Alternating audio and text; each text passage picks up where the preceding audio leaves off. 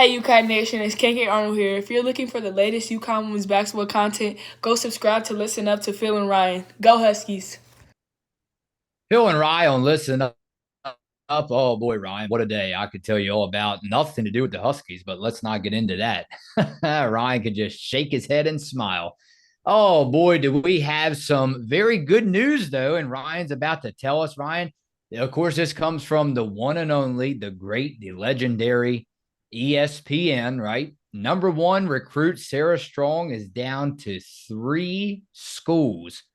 Who makes the list? Well, Ryan's getting ready to tell us. And Ryan, I'm sure every one of our subs and people watching this can guess.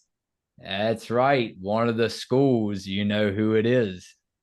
Yeah, number one recruit in the class of 2024 has narrowed her recruitment to just 3 schools: Duke, North Carolina, and of course the UConn Huskies. I'm not surprised, honestly, that UConn is in the final three. Makes me very excited, and I'm just hoping she does decide to come to UConn. But I am kind of surprised that South Carolina or another elite program is not in her top three. Now it's obviously no disrespect to North Carolina and Duke. They have been on the rise this season. Obviously great men's teams, and the women's teams, like I said, have had great years this season as well. But as much talk as there was about Sarah Strong going to South Carolina, at least that I heard, and of course when we were doing that live stream recapping the South Carolina game, the fans in South Carolina were chanting Sarah Strong and all that stuff. So I was kind of really surprised that South Carolina was not in her final three. But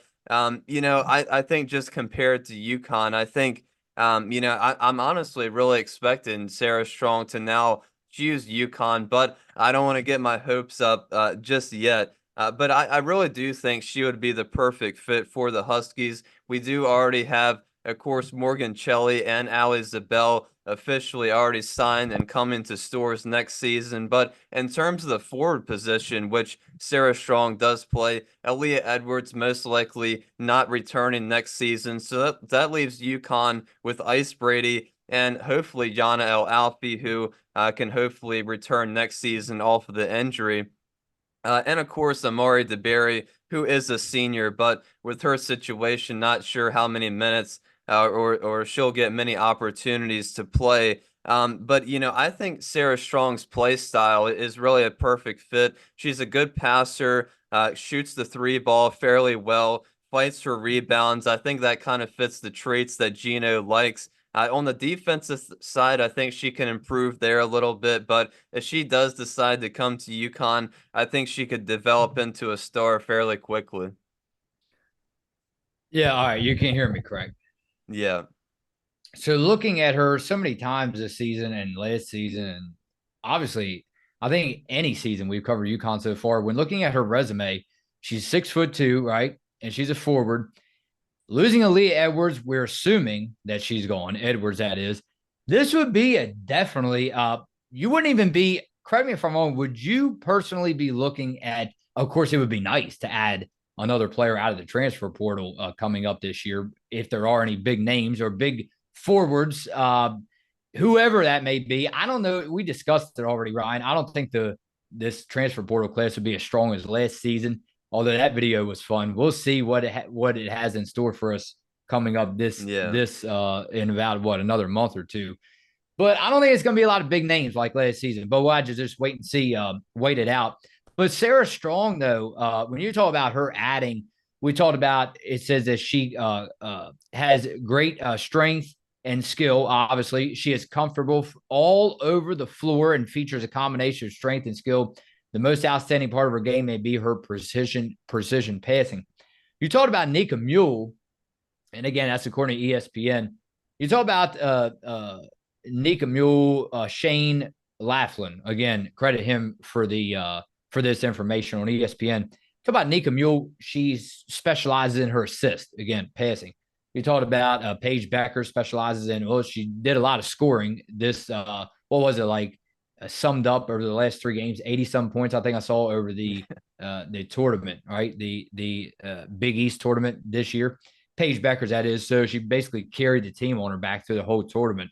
When you talk about KK Arnold, of course, we haven't seen enough of the freshmen yet. Each player brings their own specific skill set or specializes in usually one or maybe two specific skill sets on the floor during the game. The way it's looking right now, there's Sarah Strong brings it all to the court, a little bit of everything. So, Ryan, wouldn't that be something that we would all like to see, obviously, especially when you consider the way UConn, I still consider it, missing out on the transfer portal last year. And we all know what players that we're talking about. When I think that's why she's the number one player in the class. She brings a little bit of everything. And like I said, obviously any player that comes out of high school is always going to have room to improve at something. But I think she could certainly do that at UConn. But yeah, I think, the past couple of years, UConn's done a spectacular job of getting a lot of guards. And of course, we've seen three spectacular guards, KK, Ashlyn and Cadence come to Stores this season and all have pretty good seasons. But it's just we keep talking about it. These past couple seasons, the one thing that UConn seems to be missing for the future, that is out of high school, is the forward position. We just can't seem to bring a high recruited forward to Stores. So I think Sarah Strong would kind of complete that bill and kind of fill out the roster perfectly. Of course, Ice Brady got injured, and of course this season she did have a pretty good season. So I think next season a lot of big things out of her. And of course, like I mentioned, Yana, hopefully she recovers. But I think especially if Sarah Strong gets added to those two, those three together, I think could be working on something special down in the paint. All right. I don't know if the video caught it. A lot of the last 30, 40 seconds of what you said, I missed. You were totally frozen. So we're going to go ahead and get her on over to comments. Jason D'Amico said UConn went over. Am I frozen, Ryan, or you can hear? No, you're good. Jason D'Amico said UConn went over 18 minutes without giving up a point between the last two games. That is an amazing stat. Ice Brady really showed her, myself and the country, something the past couple of days. Personally, I did not think she had the ability yet. I was very wrong. Her experience in this tourney might just be the real X factor going forward that we didn't have before during March Madness. Yeah, I think Ice Brady did a spectacular job stepping in for Aaliyah. Of course, I saw today masked Aaliyah is officially back, so she will be wearing that mask again during the tournament. So it's good to see that she'll definitely be back for the March Madness tournament. But yeah, Ice Brady is going to play a really huge role the rest of the season. Like I said, next season as well, probably even a bigger role. But for this season, for sure, coming off the bench, going in for Aaliyah, or maybe even playing alongside Aaliyah, she can definitely do a lot of great things to help UConn win. The remaining games we have left. I think this is the most, when you talk about a UConn, being a UConn Husky fan or on this podcast specifically, I think this is the most beautiful thing about about March Madness right here. The buy them for the gum is the username. They said, very special for this game. The best they have played all year. Where has this been all year? Speaking of the strong play in the Big East tournament. So Ryan, and what I mean when I say that is the story's about to come out. Is the Big East that bad, or is UConn primed and ready to roll? Yeah, I wish I had an answer for that question. But yeah, I wish they would have played a little bit better against those top 10, 15 teams that we did face during the season, but they certainly didn't have a problem through the Big East. So hopefully, like you said, they can kind of cruise past some of the teams in March Madness who aren't on the don't play in the Big East, but only time will tell. But yeah, hopefully they can step it up a little bit against the elite company that March Madness brings.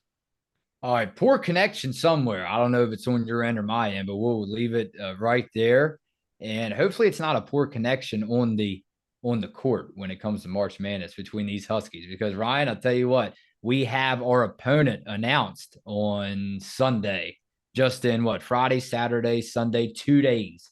So we will be right back here on Sunday night. And Ryan, again, the question remains, of course, the bigger question, it would become even bigger after the March Madness tournament is over for the Huskies, wherever the road ends. Will Sarah Strong land in UConn? Phil and Rye on Listen Up.